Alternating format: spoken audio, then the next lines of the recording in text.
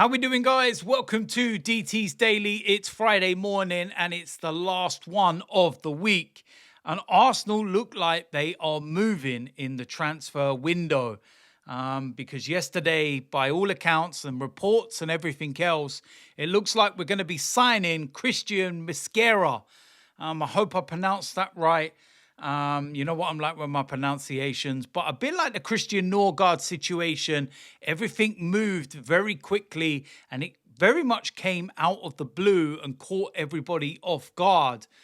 I know we've been speaking a lot about Harel Hato, and listen, that could still happen. This doesn't mean it's the end of that, situation, but yeah, this one has come very much off the radar and something that not a lot of people have been thinking about, speaking about. And it's a name that's not even been mentioned. Now, I'm not going to sit here and be one of these that says, I watch the Liga every week and I've seen him and I know what he's like and all the rest of it, because that would just be a lie. So I can only go by what I've seen, what I've read, and some of the videos that I've started to watch. And I was watching a Valencia game against Real Madrid and his performance and the way he played, his style and everything else. And listen, he's not going to be first choice. He's going to be, another one of these backup, second choices, whatever you want to call it. I don't really like the terminology of backup. It's everybody fighting to be first choice. But he's going to come into the side. He knows what his situation will be. And that is, playing behind William Saliba, learning from William Saliba. And it's somebody for the future as well. And look, we've all sat there and said, if there's one position defensively that we need to kind of, strengthen in, it's somebody that can be a backup to William Saliba. Everybody that seems to be able to play there has been injured over the last year or so. So it's an area that you can't moan about us strengthening. And you know what? I find it quite funny in many respects, because there's a very well-known video of me from many years ago away at Liverpool when I was talking about Arsene Wenger and I was talking about how, he was selling defenders and we'd conceded so many goals and everything else. And now under Mikel Arteta, we've got the best defensive record in the Premier League. And he's adding to it. It's more and more and more. And it's like, wow, we've got a great defense and he's buying defenders. And it's like, but look, at the end of the day, I know the reasoning behind it. And, some people are very blind or either just want to moan for the sake of moaning. And yeah, we've gone and needed a backup goalkeeper. We've done it. We needed a backup centre-back. We're doing it. We needed a backup defensive midfielder. We've done it. We needed a first choice defensive midfielder. We've done it. We've signed Miles Lewis-Skelly and Gabriel to new contracts. And it's still June. Honestly, if you're moaning for the sake of it, because there's actually no reason to. I've got no problem with Arsenal dealing with all of these bits and pieces early in the window so we can now focus on the main objective, which is bringing in strikers and a winger. So why moan? Because it's very clear the club know what they're doing. It's very clear that the club have a plan. And it's very clear you should let the club just get to work. That simple.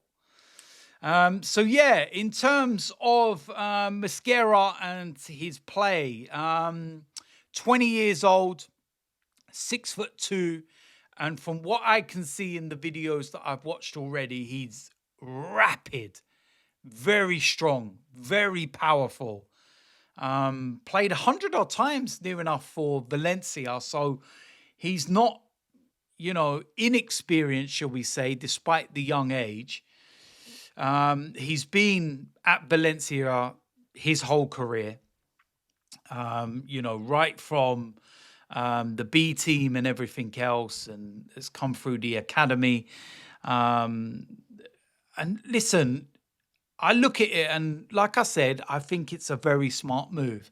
I think it's a position that we need to strengthen in to give William Saliba some competition, to give him a break when needed. How many times did we sit there last season and say, William Saliba needs a break? This would be the ideal game to give him a break when you've got a Premier League match, with all due respect, maybe at home to one of the sides down the bottom end. And it's kind of sandwiched in between Champions League games against Real Madrid or PSG, that kind of thing where you could go, you know what? Bring Saliba out, rest him up. And right before the end of the season, lo and behold, Saliba picked up an injury. And yeah, we weren't able to, replace him when we should have been able to. So I think this is smart business by the club at the end of the day.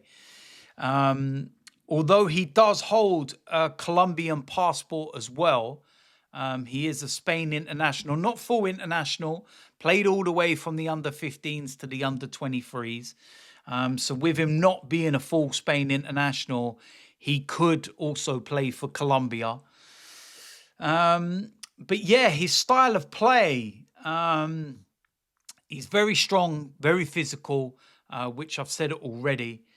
Very quick, good anticipation, ability to play the ball, and helps the team move forward. His coach at the Mosquera has described his profile and characterized by his physical condition and good technical qualities. Powerful in the air, and of course, very mature for his age. At the end of the day, 20 years old, and you played 100-odd games in La Liga, you ain't a mug, are you?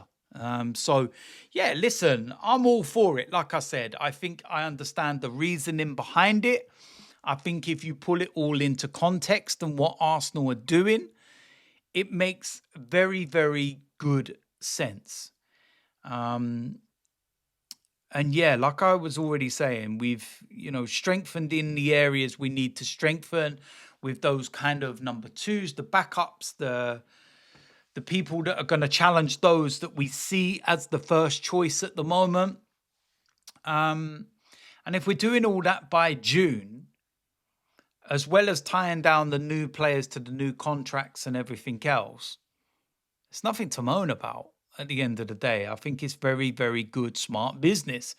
And I think a lot of it, in terms of moaning and frustration, would be that everybody wants that big name, the striker, the winger, and everything else. And if Arsenal would have done it the opposite way round and got those big names in and then brought these players in, nobody would be moaning, would they? But then Arsenal could be in a situation where these players are not available. There might be more money, or we're running out of time before the end of the window and we don't get in these players and we're left short. Good squad building.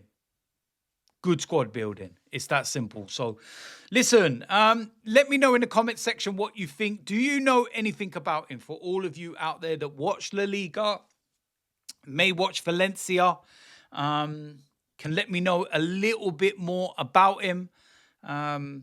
And yeah, what do you think of the signing or potential signing at the moment? So yeah, I'm all for it because I understand the reasoning behind it and the squad building and everything else. So there we go. Yeah, that's it. I'll be back on Monday for DT's Daily again. So yeah, we'll wait and see what happens over the weekend and how many stories and news or signings or whatever might be happening. It's like in football, things move fast. So yeah, listen, if you're new around here, hit the subscribe button, smash a like on this video, and I will see you lot very soon. I'm out of here.